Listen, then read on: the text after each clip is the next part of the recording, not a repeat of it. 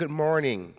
It is a pleasure to welcome you to Leading with Vision, a conversation with America's great deans. Today we have the rare opportunity to hear from colleagues who have shaped some of the most admired music schools in the country. Their work touches everything from artistic excellence and curriculum design to fundraising, student support, and the health of our communities. My hope for this hour is that we move beyond biographies and job descriptions and listen instead for how each of our panelists thinks, decides, and leads. What does it mean to steward a music school at this moment in history? How do we prepare students for a profession that is changing around them? And how do we sustain our institutions, financially and spiritually, while keeping our deepest values at the center? We will begin with brief introductions, then move through several themes: leadership and vision, the formation of 21st century musicians, fundraising and external engagement, and finally the work of serving our many constituencies. We will leave time at the end for your questions. You can scan the QR code on the screen, or in the app, you can ask questions using #REN. Joining us are Dr. Jonathan Bailey Holland, Dean of the Benning School of Music at Northwestern University, Dr. Tayloe Harding, Dean of the School of Music at the University of South Carolina, and Dr. Jamal Rossi, former Dean of the Eastman School of Music.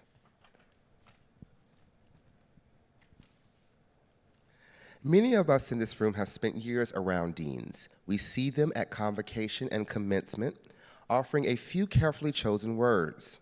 We notice them at the back of the hall, present at nearly every important occasion, often in our line of sight, but slightly out of focus.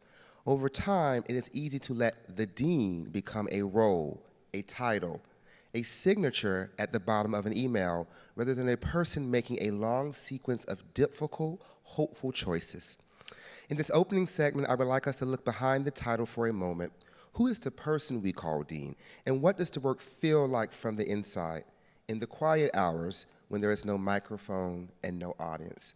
To begin, I will invite each panelist to introduce themselves by returning to a moment when they stepped into the deanship. What did the work prove to be in practice that you could not have fully anticipated? And we can start with you, Tayloe. Thank you, Hassan, and thanks to the Sphinx and SphinxConnect for inviting us to do this. I'm really grateful for that. I think it's probably true of all of us that I was a music executive, a department chair before I became dean for a number of years. And when I was a department chair, I spent most of my time doing transactions, worrying about the budget, making virtually every financial decision in the departments where I served. I think the thing that I had hoped for when I became dean actually ultimately became true, but not immediately. And that was that I really could be in a leadership position where we made big strategic decisions, and I was able to do the work that was necessary to bring those decisions to reality. But I had to figure out the transactions first. How much daily running of the school did I need to do? A school of about, at that time, 44 faculty and about 400 majors. What did I have to do daily, transactionally, to make all of that work? And how much time could I devote to strategic thinking, to partnerships, to fundraising? And over the 21 years that I've served as dean now at the University of South Carolina, obviously that whole model has shifted, and I do now very little transacting, which I really love, to do very little transacting, because now we have a staff of associate deans and assistant deans that make sure that all gets done, and I'm able to think strategically about the future of the school and about sustainability in the school, which for a public flagship in the modern day with Americans and their feelings about public trust in higher ed, sustainability is my #1 goal, while the faculty work at making great music with students and great musicians for the future.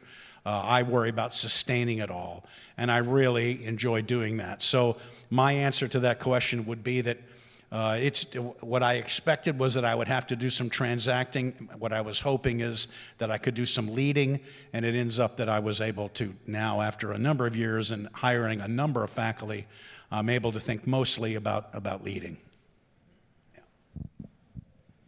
I will say similarly, before becoming a dean, was a chair in many different instances and other roles along the way. But started my career in the classroom, teaching a ton. And I think for me, with each continuous role in administration, the adjustment has really been being farther away from the students. And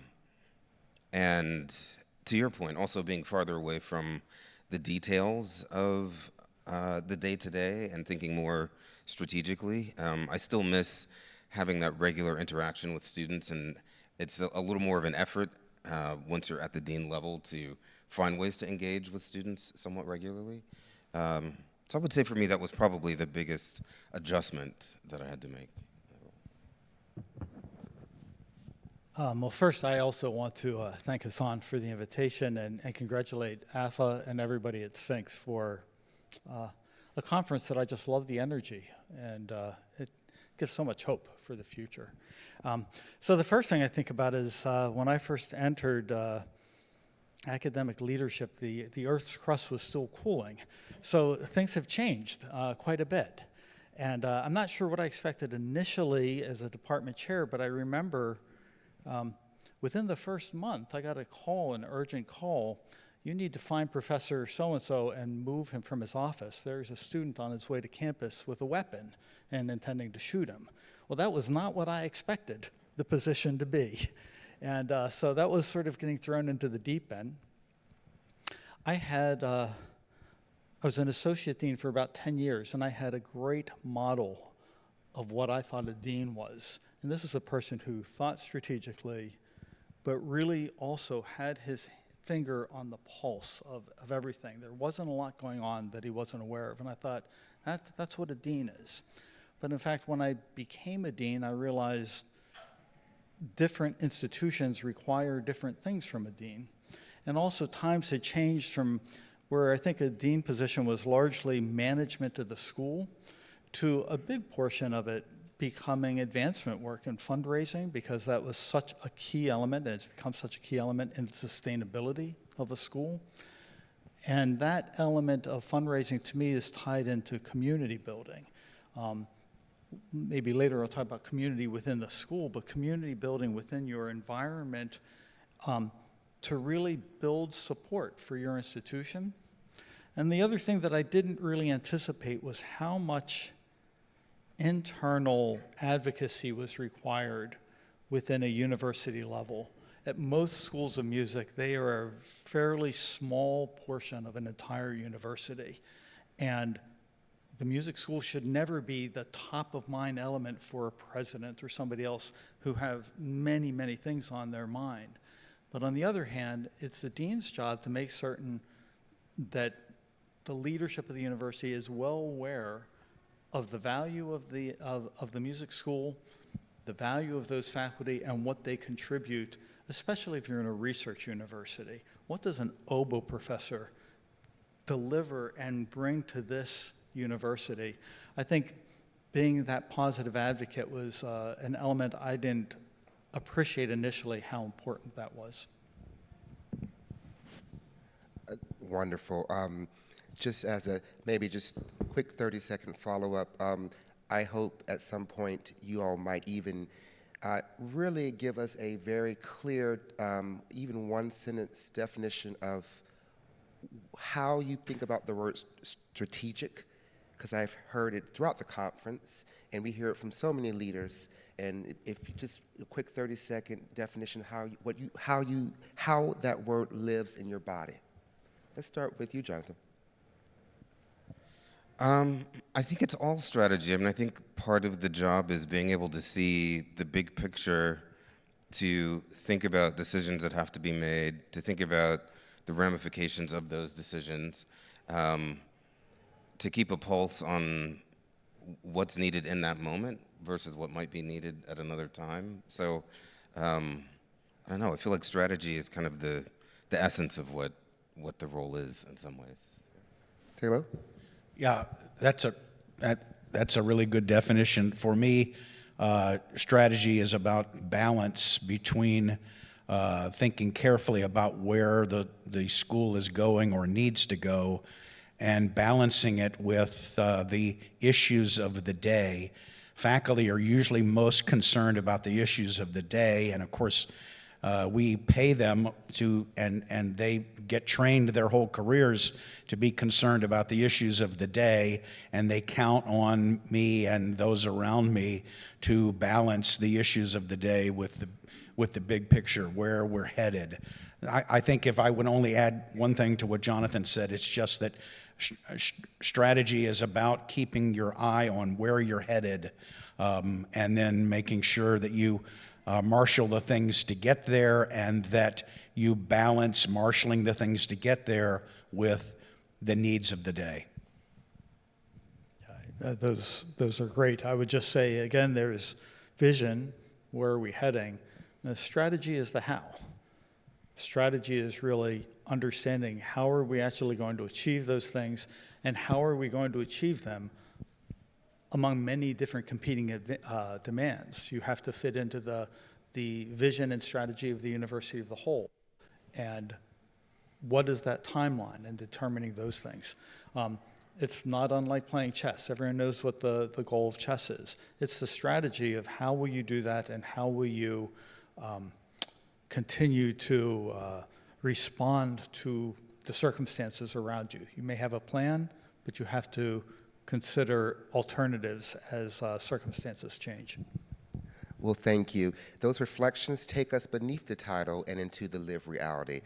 From there, we can naturally move to what comes next, how deans shape direction, build trust, and make choices that leave a lasting imprint.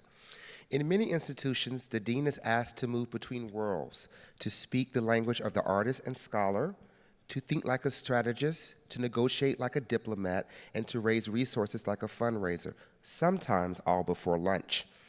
The role demands competence, but it also demands judgment, imagination, and a steady sense of pulse. So this next segment, I'm going to focus on leadership and vision, and on what distinguishes a dean who is merely effective from one who is truly great. Can you describe a moment when you had to choose between a convenient decision and a principled one? How did you navigate that choice, and what did it teach you about leadership?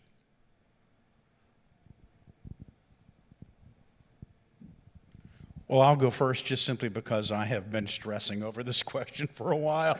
Hassan gave us the questions in advance, and I've been trying to think really hard about this, and my answer is not a very good one, and that is, I think, and this is going to sound a little pejorative, and I'm sorry, but I don't think I've made a decision that was convenient but not principled in a long, long time. But when I was young, I did them all the time, because I was still trying to figure out what principles really mattered. And after doing this for a long time, now I know what they are. And it is such a great danger to make a decision that would be convenient and not principled that I say I won't do it. Maybe occasionally I do, I don't know. But I try really hard not to do that. And so hard that I'm sorry, Hassan, I can't think of one. Yeah. Well, you know, I do have two questions here, so I'll give you the other one. And I'll let you all choose, because I want to be gracious and be strategic. When you think of a leader you admire within or beyond music, what qualities do they share that you have tried to cultivate in your own deanship? And Tayloe, you may have a second chance if you'd like. I think about this all the time. When I interviewed for a job as a department chair from being a department chair at a smaller school many years ago, I got the job, but I learned later that part of the criticism from my interview was that I didn't listen very well. And at the interview, I was trying so hard to impress, which is what young people do. they try to impress. And when you get old like me, it's way more important to be impressed than to impress. So I stopped being concerned about who I was impressing a long time ago. But it was that, learning that fact helped me decide that I need to actually intentionally learn how to be a better listener. And that's been my major goal for the 21 years that I've been at South Carolina, and a few years before that too. And so I would say that by far, to me, the most important quality that a dean have to build trust, to build credibility, not only with faculty, but as Jamal said a moment ago, with advocacy to central administrators, especially if you're representing music, which they don't know well compared to all the other disciplines on the campus. They're counting on you to not buffalo them, to be straight with them. And so listening and advocating as a part of what you've learned by listening and building the trust that comes with that is absolutely, in my mind, by far the most important quality. Fantastic. Jamal, you want to jump in there? Yeah, I love that aspect of listening, and there are so many skills that are important, and listening being right at the top, being a clear communicator being so important. But I think there are three that I have always admired in others and have tried to emulate, and one is almost unimpeachable integrity. And that's not just in what one says, but it's in what one does and how they carry themselves and how they treat others. A second is a total commitment to the job, but I would say more so to the people with whom you work. At the end of the day, everybody works really hard, no matter what their job is. My dad was a steel worker. He worked really hard. They devote a considerable amount of proportion of their lives to what they're doing, and most people are passionate about it. So being committed to those people and helping them advance in their own goals. And the last thing is humility. I've always admired those people who they are leaders because they feel that they have something to offer, but they're not doing it for themselves as much as for that institution. Being at the opposite end of my dean career from both of you, I intentionally waited to answer this question because I wanted to learn from both of you first. In terms of leaders I've admired, I think it's people who have been authentic individuals and not leaders who were trying to be leaders.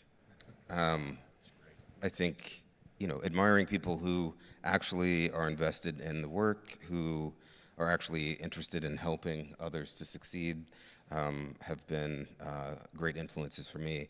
The question of convenient versus principled, I would say anytime you're making a convenient decision, it's probably the wrong way to go.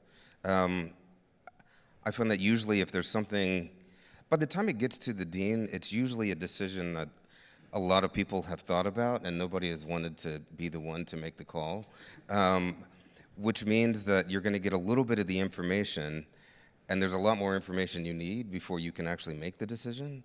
So there has to be patience. I remember in one of my chair roles, early on, something that came across my desk. I really don't remember what it was, but I thought, okay, this is it. This is my first big thing that I have to figure out.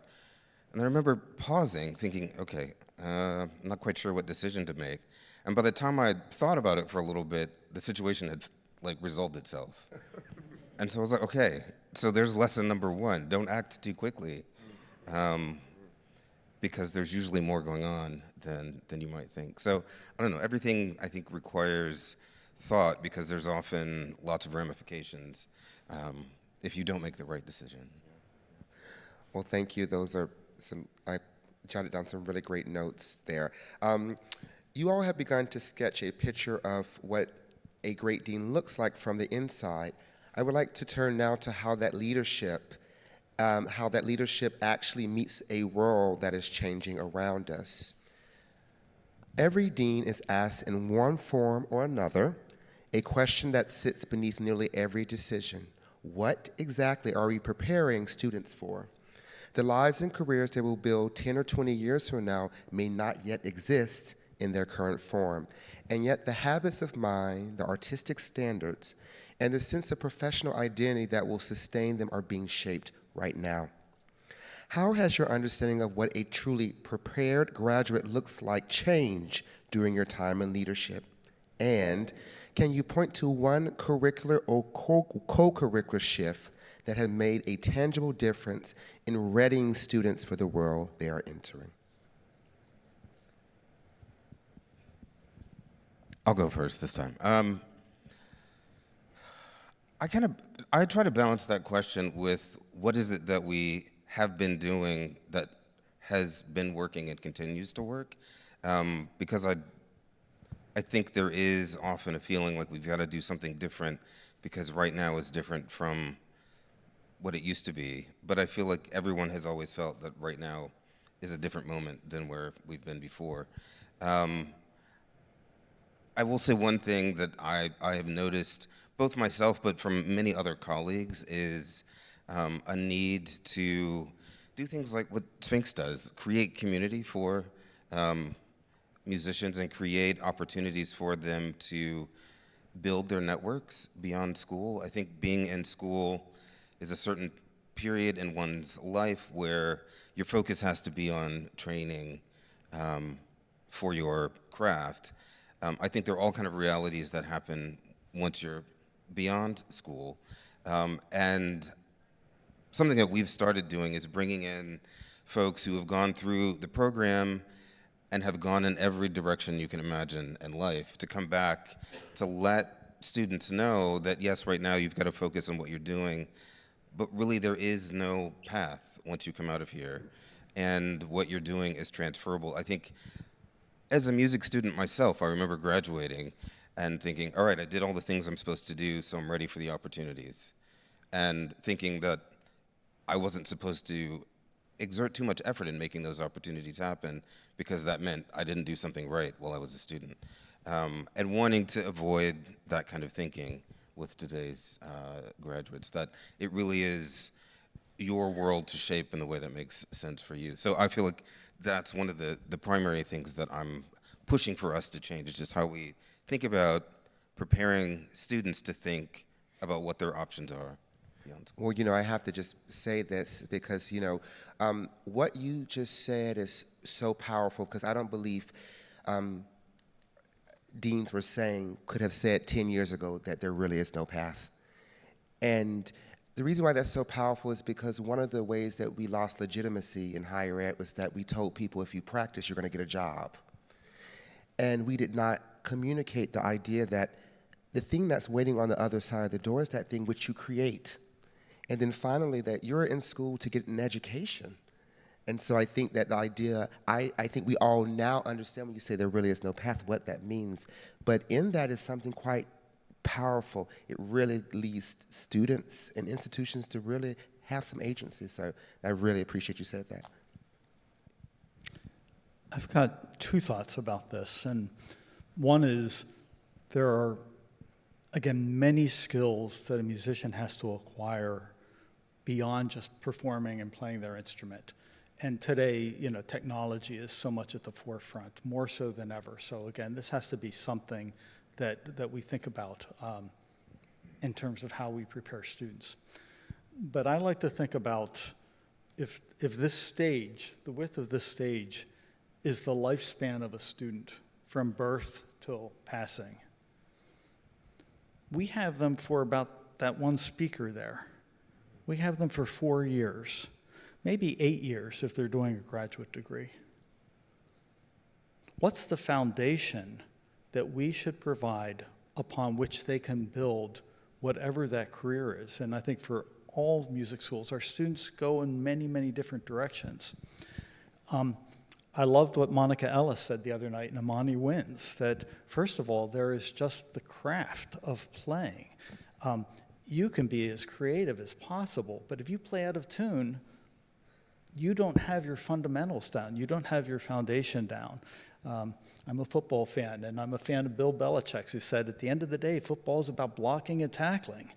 So there are certain things one has to do to just play at a very high level. The second thing is they do have to develop a voice. They have to say something in what they do, and that comes from doing more than practicing skills or listening to others and emulating them. It's about becoming a creative thinker. The last thing I'd say is that if this is about foundation and this is the rest of their life, how do we cultivate in our students a real love and desire for lifelong learning? Because they have to continue to adapt and learn throughout their career. If they don't, I think they risk being left behind. So to me, that's got to be one of the foundational things that we focus on during the education. I think about this issue a lot, and it's more than one issue, but fundamentally, it really is one issue. And I went through a catharsis about right before I came to South Carolina that if I got this job at South Carolina, I didn't want to be just another music executive that kept the trains running on time and graduated students in 4 to 5 years, et cetera. That we really had to make a difference for music and society, and that there were some resources available because of my predecessor at South Carolina, who's sitting to my left, that would allow us to do this. And so I thought really broadly about this very issue, what needs to be different. And it's not just about the training of the students, it's about the role of the whole school.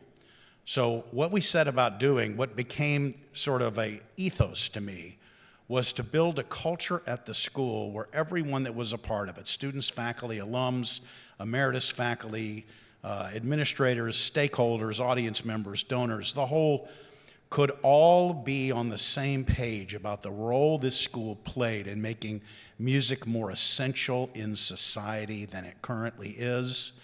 And so the way that that manifested itself into curriculum took a couple of years, because building the culture before building the curriculum was important. And we built this culture around the idea of music leadership. And that's not music leadership from the standpoint of someone taking over as an executive director in an arts not-for-profit, even though it could be that.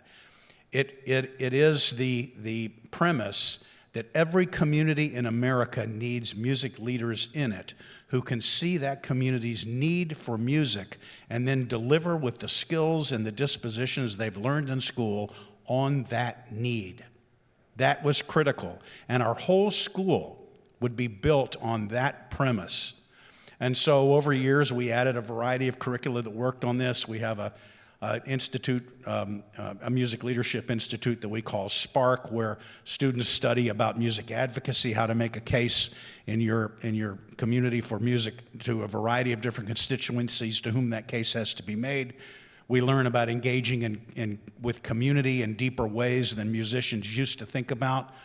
I've said over the years, even though we've done such a good job of this in higher ed music, now it almost seems irrelevant to say it. But a number of years ago, I would say, we trained music for many years, musicians, to attract an audience, and the audience came to them, and it was important that we had trained musicians for the future to go out and build their audience and go to them. And now I think we do.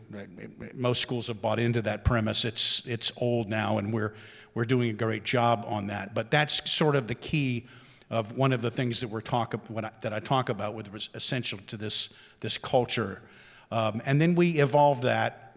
I could go on all day about this, I'm sorry, and I'll stop right here. We evolved that into this mission and a vision that we've had that I feel like we've delivered on, and we've just written, with Hassan's great help, a new vision for the school beyond that one. But our vision was to be a model public music school for the nation, which means that we deliver on the university's public mission, and we do it in a way that I described with music leadership and that music leader in every community. And so for me, the question about what do students how do they need to be trained for a future in music that they didn't used to have, it is this. It is delivering on their community's needs for music in some way and to count on what they've learned, both in class and in our culture and in our environment, and then beyond, as Jamal has said, on those needs. Thank you all for that. You know, Tayloe, I probably never told you this, but you know, I've had so many conversations with my colleagues, and they say, "Why are you always so happy?" And I say, because at my job, I know exactly what the work is we have to do. And so the way that you have cultivated that very clear idea, I think it's really powerful, because so many of my colleagues, what is your school about? And a lot of them can't answer that question. But when you go home after a long day and you can say, we want to be the model public music school. That means serving the great people of the state of South Carolina. That's something that you can wake up every day to. So I think that and I know each of your institutions has that, and under your leadership, it does great things for faculty members. So that's just wonderful, and I appreciate that all of you have that in your schools. It really is great. So here we go. Fundraising is often described as a burden, yet at its best, it's a kind of storytelling about what the institution can become. I'd like to explore how each of you has approached this work. Could you describe a gift or partnership that changed what was possible for your school and what allowed that relationship to develop? I think fundraising is only a burden if you don't like it or you're not good at it. If you like it, you have to get good at it, and then it's definitely not a burden. I am going to mention one gift, and I did think about this, and it's interesting because Jamal will mention his own gifts at Eastman, but this gift paid off because of the work he did before I did it. For 5 years, he worked on this donor, and then I did for the next 10. And when this fellow passed away, he was very good to us on an annual basis. But when he passed away, what Jamal hoped would happen and what I made sure did happen, happened. And it made it possible for us to do things for our graduate students that we couldn't do before. We can pay their whole tuition. We give them a nice stipend. That's every graduate student at the School of Music.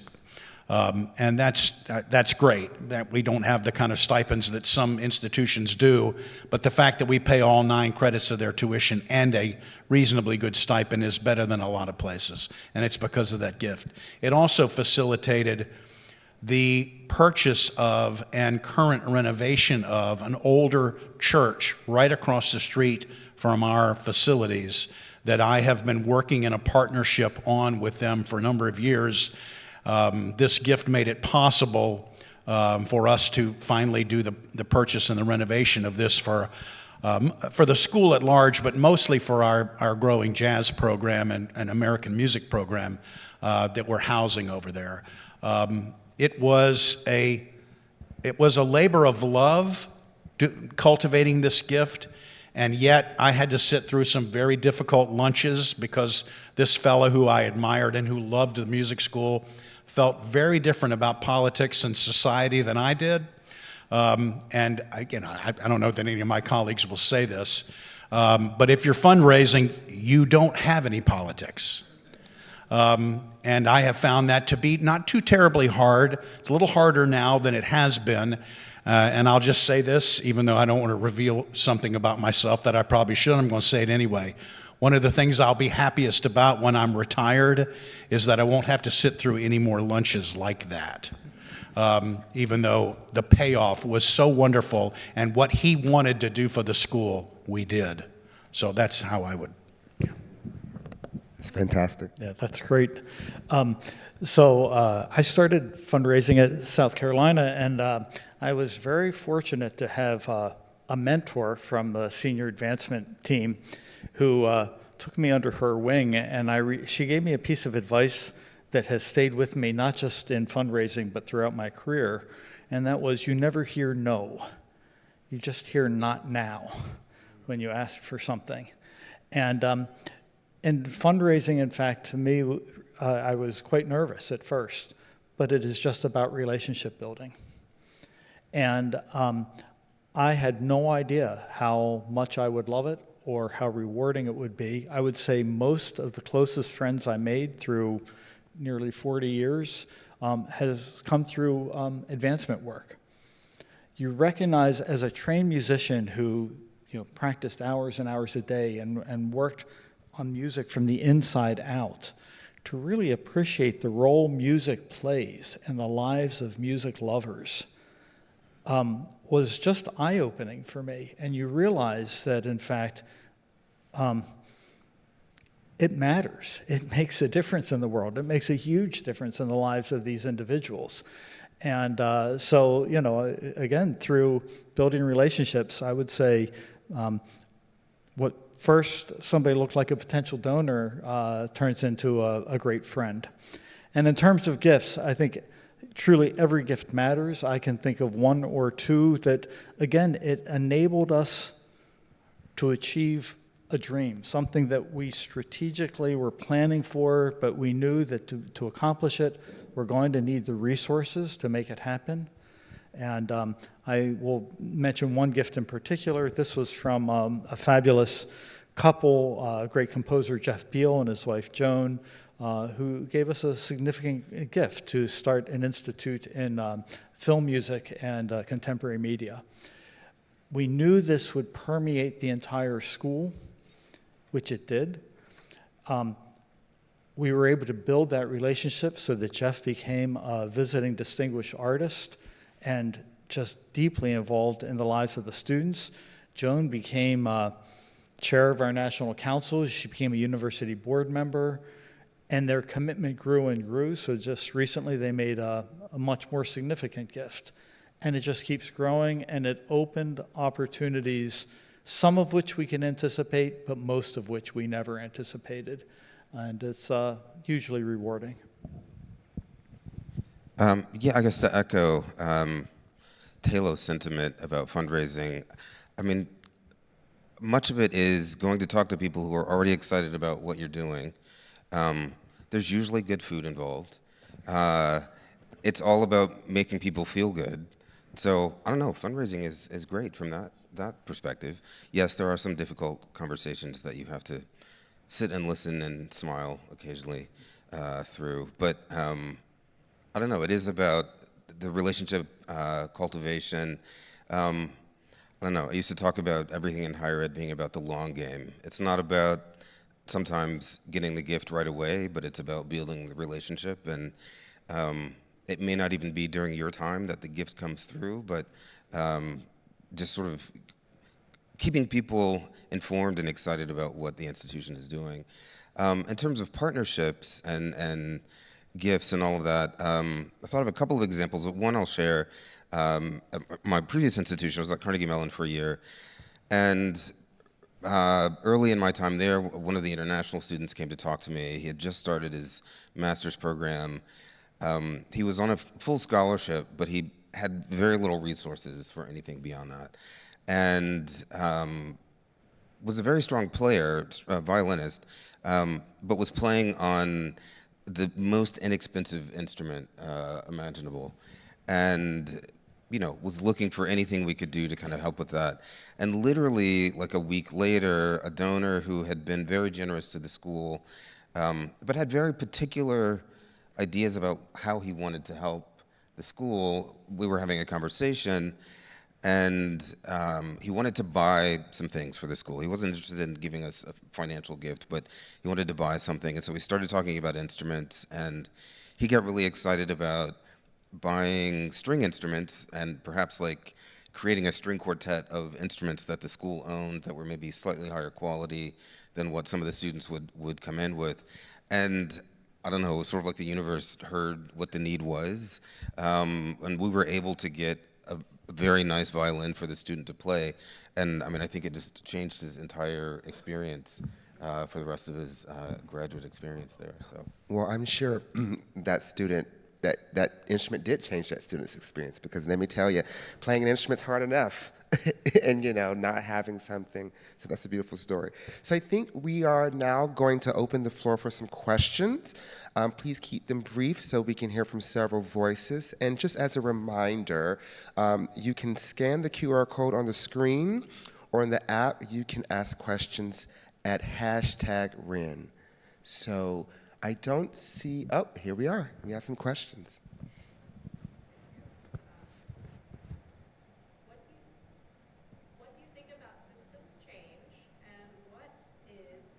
As a dean to influence equity and inclusion in the professional fields of music?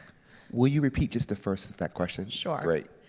How do you think about systems change, and what is your role as a dean to influence equity and inclusion in the professional fields of music?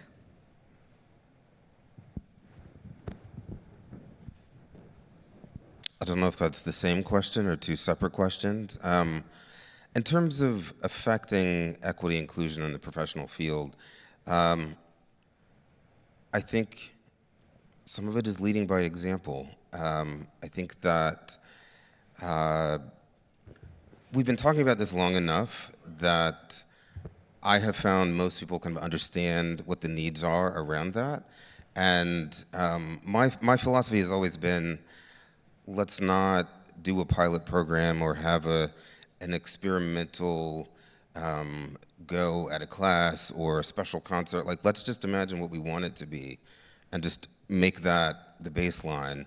And I think once you normalize that type of thinking, then it becomes something that everybody just sort of expects. Programming will be diverse, course offerings will be diverse, because that's just how we do it. It's not a thing that you have to work at. And the hope is that you create a culture where that's just how people tend to think. I'm not sure I want to take responsibility for the professional world beyond higher ed, because I think there are things that happen there that we don't necessarily influence, but I think if we can prepare people going into the professional world to think a certain way, that's the biggest contribution. I totally agree, and I just want to say that, Tayloe, I think this would be a great time to go to that there. And as we talk about systems, some of us are working in systems where the state government is right down the street, right? And some of us are working in private schools. And so I know, Tayloe, this is something you think a lot about, so feel free to put some of that into your response or go whichever direction you like. Sure. So state institutions have a particular, I wouldn't call it pressure necessarily, because states that are putting this pressure on it are putting it on the privates as well as the public. So I don't know that at a state institution we have any more exposure to difficulty with government. There's some degree of accountability we have that the privates don't have, but the expectations of how we will or will not observe the principles of equity primarily, but inclusion as well, are somewhat dictated by the political sphere. Having said that,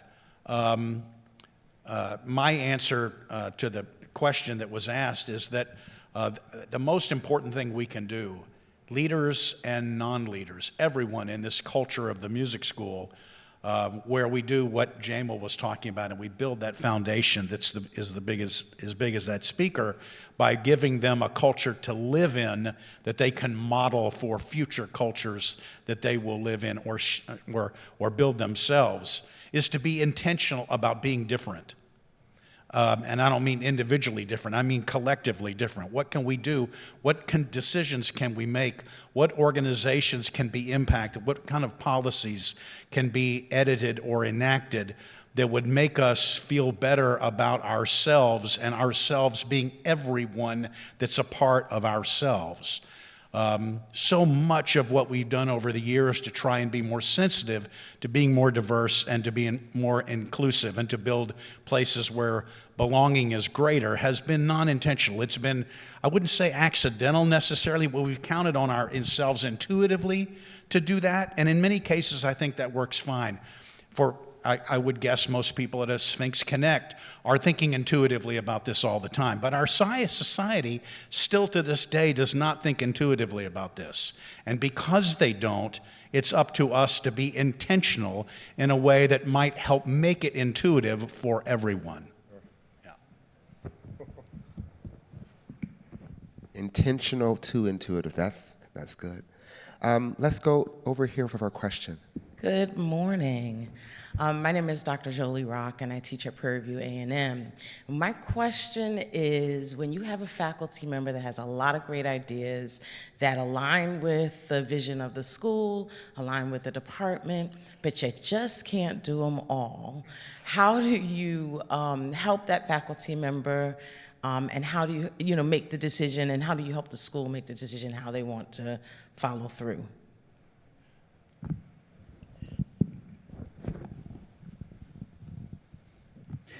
I find music faculty members, that's what I know, are ambitious people with goals and ideas, and they're all really good ideas, right? And you can't do everything. So the question really is, how do you prioritize?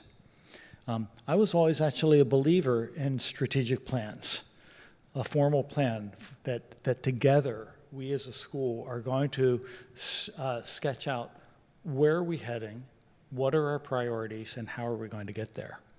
To me, that served as the lens from which I would look at proposals and ideas to prioritize those that really align with that. Now, with the individual faculty member, again, you have to recognize that as a person is developing their own artistry and their skill, and they are fortunate enough to be hired by an institution, their first goal isn't necessarily, oh, I want to sort of align with the institution. Their goal is, I have things I want to accomplish as a professional. I always felt that it was my job to help them to continue to achieve those goals that they set out for themselves, so long as they weren't opposed to where we as a school are heading. It really came down to a matter of more funding. Of those 4 great ideas you have, and I want to help you, and I want to help you get tenure, and I want to see you at this institution for 30 years, this one aligns with what we said we're going to do in the next 5 years, and that's perhaps where I can provide some funding. I would say there's got to be honest conversations too about, that's great, we can't do that right now. I think also checking in with faculty. I just met with a faculty member this past week who had lots of great ideas coming in, and we sort of gave them room to enact some of those, and some have worked great and some haven't. And so we had to have a real conversation about external perspective of what is working and what isn't, so that we can kind of reset and refocus. So I think there just has to be, a willingness to try things that someone believes strongly in, with the beginning of an understanding that we will have to make adjustments along the way for the good of everyone. We have a question over here. Hi, I'm Jennifer Grimm, and I'm a flutist and professor and chair of the Department of Instrumental Performance at the Frost School of Music at the University of Miami. And I appreciate all of your insight on the different paths and your vision. I'm curious what advice you would have for leaders who are facing tension within their faculty and students between pursuing the traditional path for music and trying to be innovative. I haven't said much today because I'm not a dean yet. I want to be a dean, so if you want to hire me at Frost, I'm more than happy to. Yes, we do have a job opening. I know. Just know that if you want to hire him for dean, you're going to have to fight me for it.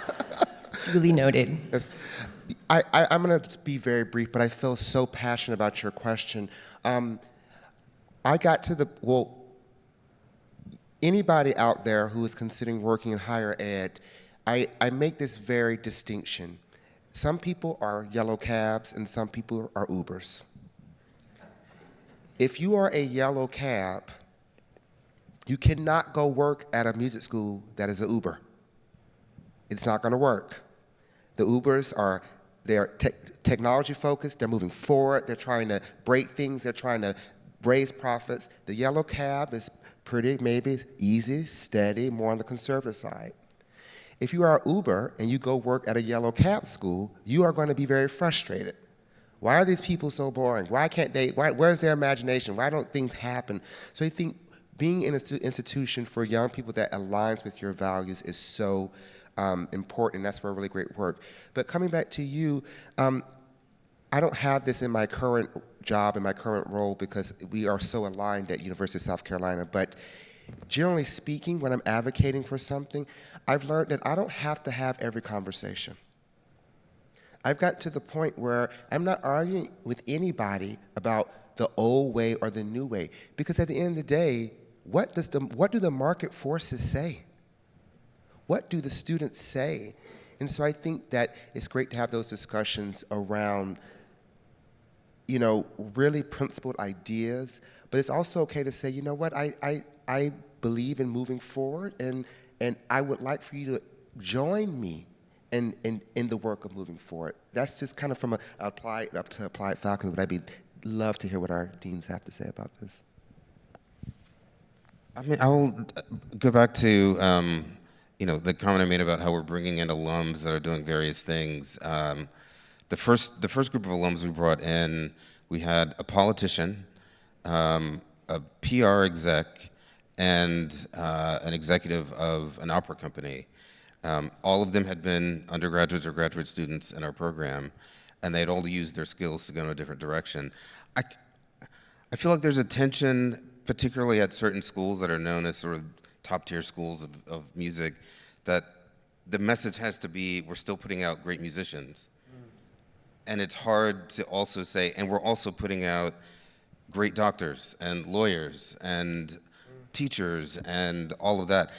It's the reality of what we do. It's probably the majority of what happens, but we don't talk about it because I think there's a fear that we're acknowledging that we're not still putting out great musicians. So I do think there's a little bit of onus on us to figure out how to say that you can do all of those things and that all equals success coming out of music school. I think it's a cultural change across the field that's going to take a long time to get to. There is a reality, a truth to this question from Frost, unlike any other school in America, and I deeply appreciate your bringing it, and I understand very well what you're facing there. The provost at the University of Miami is one of my dearest friends in the world. He's just started there. He's on the phone with me weekly about the dean search, et cetera. He wants to get this right.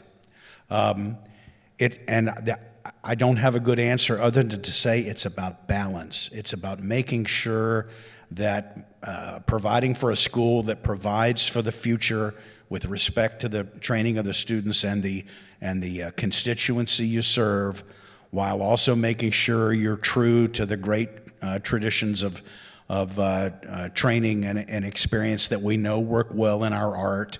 I just can't imagine there would be any other answer to that. Now, what that balance will look like will depend upon who that grade school hires, but it's about the balance. And this question is not too dissimilar from the Prairie View question, too. It's really about listening and making sure that all ideas are valued, whether or not they're enacted, and how many ideas can be enacted because whoever came in to bring them to you on the new side or the traditional side can deliver on the resources necessary to make them work to begin with. And our faculty know that if you're going to come in and ask me for something and you've got an idea, bring some ideas about how you'll support it too, because they know we can't support everything. Thank you. And I think probably have time for one more. Let's go over, well, my dear friend Maya's there, so if you can, we try to sneak in two really quickly. Hi, everyone. I'm Ty Bloomfield. I'm a composer and lecturer of music theory at Eastern Michigan University. Kind of a general question. I was wondering, how do you all balance your creative, artistic efforts as composers and performers with your administrative duties? We don't. Poorly. I mean, Jonathan and I are composers. I'll let him speak for himself, but I've written one piece since COVID, and it was for my son's wedding. So one of the things I'm hoping to do in retirement is to compose again, and yet with the shutdown of Finale, I'm going to be a 70-year-old guy that's got to learn a new platform. I'm really scared about that. It's going to be okay. I went through that too. It's hard. I mean, I feel like never in my life have I had the challenge I have now of trying to balance those two things. I'm determined not to not figure it out. But, you know, I've tried like scheduling an hour here or there when I don't have a meeting in a practice room somewhere where I can leave my office and go and just sit at a piano, which kind of works sometimes. I think the biggest challenge is, even if there's time, there's needing to get in the headspace to be the creative person versus the dean. It's hard. I don't know, everybody's got to find their own solution. Yeah. I think that word balance is a really interesting word, and I think maybe it's more about proportions, and that changes throughout one's life. So as a performer, I tried to remain a very active performer, and I did so right up until COVID. And that was, you know, it's difficult because you put in a long day and then you go home and you still have some practice to do, and, you know, it's a challenge. But it was a priority, so I wanted to do it. Once COVID came, there's an element of, well, what does the school really need? Does it need me to be practicing and feeding that creative side of me? Or does it need me to play a certain particular role at this critical moment?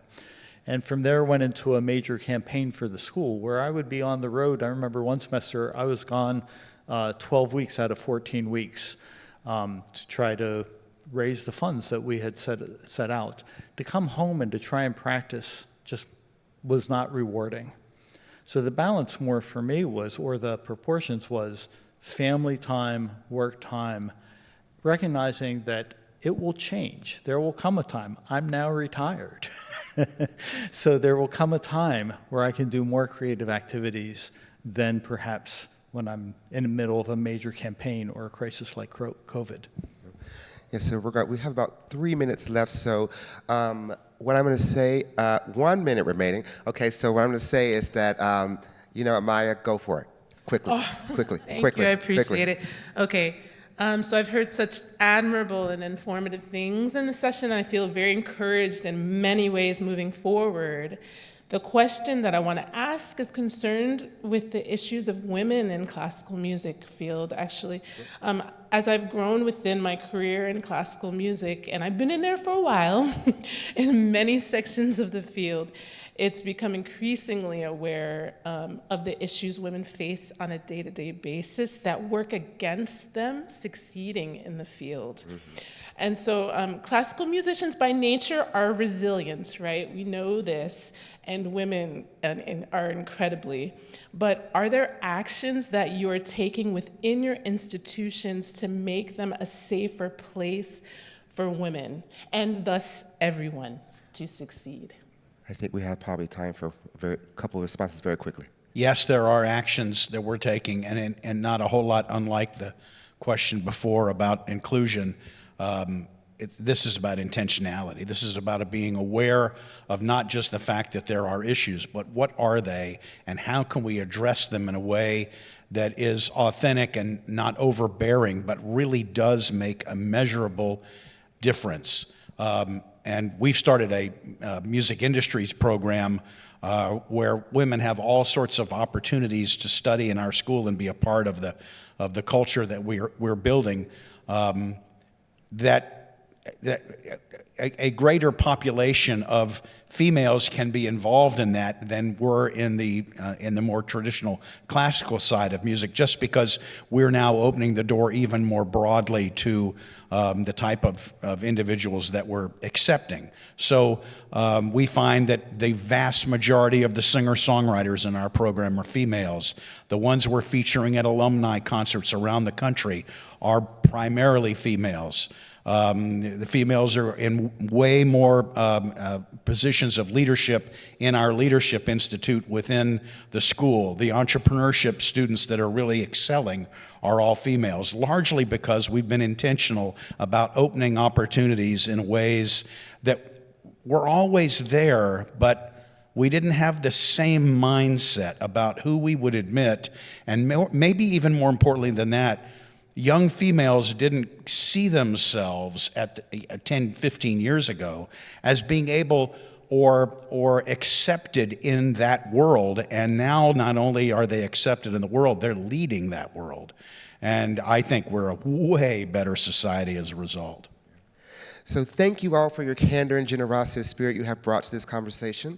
And thank you to our audience for the work you do every day in studios, classrooms, and communities. My hope is that you will leave not only with ideas, but with a renewed sense of what thoughtful, imaginative leadership in music can look like. Please join me in thanking our panelists.